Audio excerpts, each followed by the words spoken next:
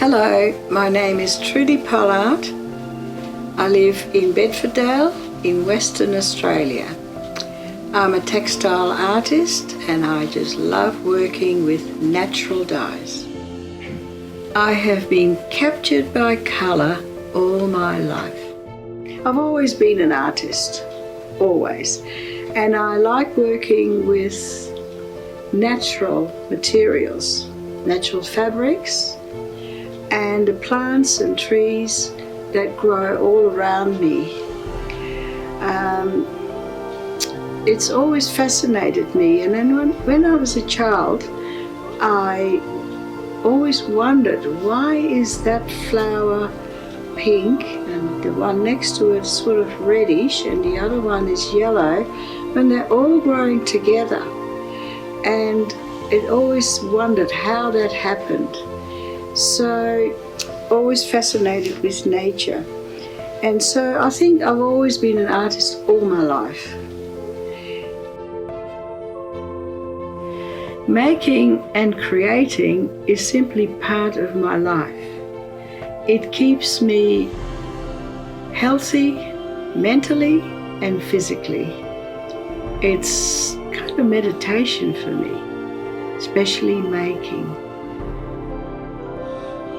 I use knitting, crocheting, linens, silks, wools, drawing, paper, cellulose, and the different seasons of the year also gives me different colors from the same tree.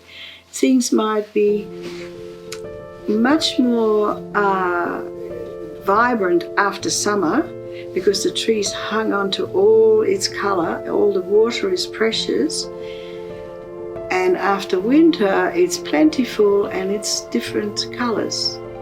In a few lessons later I will show you the difference when we're doing our immersion colours.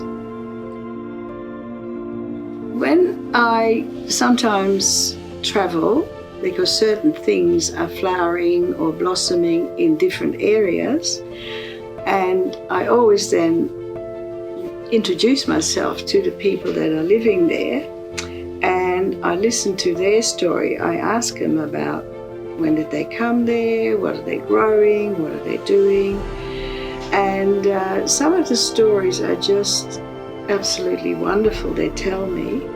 And very often I ask them, can I bury some things on your farm for a few months? Bury them in different soils, and I will put notes. I know exactly where they are because I have special markers for that. And it's amazing how absolutely friendly people are and really love to tell their historical facts of their family and how things. So there I'm just listening to so much interesting West Australian stories and about their grandparents and great-grandparents and what they did, and how perhaps great-grandmother made waggas, which are the Australian quilts made from Australian wool, made from Australian plants, from bits and pieces. And I will tell you about that more later on too. It's actually a very good thing to listen to nature, because in Australia we're having the 4 seasons, which is really European seasons. Really in Australia, if we listen to our Indigenous people, there are 6 seasons, and I would very much like to tell you about those seasons in further episodes when we are doing the natural dyes, because they're quite important in Australia. I absolutely love making handmade things, therefore I use all sorts of things. I use old kimonos, I unpick things, I sometimes over dye things in natural dyes. I use silk velvet and linens and cottons and all sorts of things, but also very much recycle, use old with new, and repurpose things.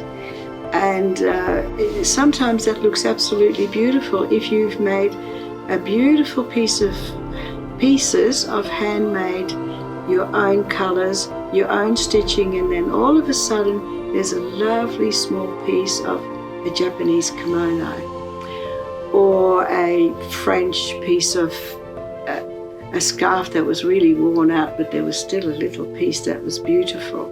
So I incorporate that.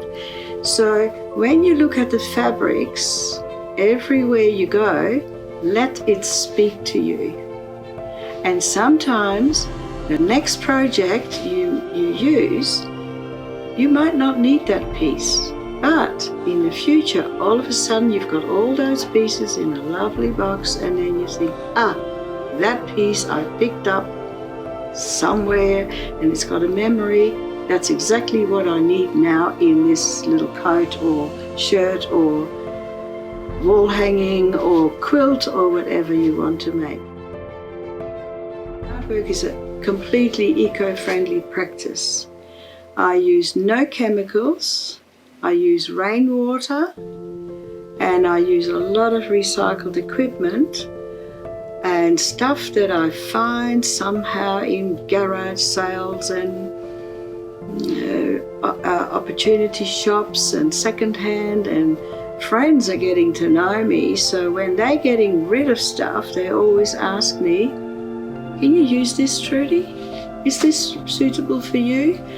And many times I can, and if I don't, I say, would you mind if I now share this with other people, because I know some friends that actually haven't got this stuff. I have it, so I then share it with other people. All the value in that is so good for your own well-being and your loved ones around you. It's a quiet time, and it's caring for, if you've made something and you wear it, and you will be surprised how many people say, where did you get that? And then you say, I made it. But where did you get the fabric? I made it. And how did you make it? And all of a sudden you are teaching and showing other people. And of course there's everything in my life I share, because people are intrigued with how it came, where it came. And when I don't say, well, it's that tree just growing in my garden and the green leaves give me a lovely orangey, peachy colour, they think, really? So don't be afraid of sharing and being a teacher, and therefore very slowly getting people environmentally friendly and sustainable, and it's precious. And when it starts to wear out, you then start to fix it, put another little patch on, start darning it. And because after a while it's a piece of art you're wearing, and it becomes precious to you. When it's worn out, you can just cut little pieces out and put it in the next piece. Handmade is so important. Think of the boro in the Japanese boro, which is all little old pieces, and I will be showing you this in later sessions. And it's usually indigo, which is natural indigo, and it's very precious, and it's all stitched together. And that stitching, to me, when I'm stitching, it's like meditation. It is just running, and I call it a dolphin stitch, because dolphins, baby dolphins, go nice and small. Mother dolphins go a bit bigger. When you see them swimming, father dolphins go bigger. They don't go little and then big and then little and then big. They do it nice and even. So I just pretend I'm a little baby dolphin, and I just stitch small. And somehow the stitches also want to go a certain way. So I listen to it, and it tells me also when I'm finished with my handmade pieces. Sometimes you keep on working, but sometimes it tells you I am finished. So listen to your artwork. Be in tune with your art, whatever it is. I'm really looking forward to share my knowledge with you, and really looking forward as well to, at the end, to see your work, and I'll show you my work and what comes out. And I encourage you to visit all the links that I am providing for you.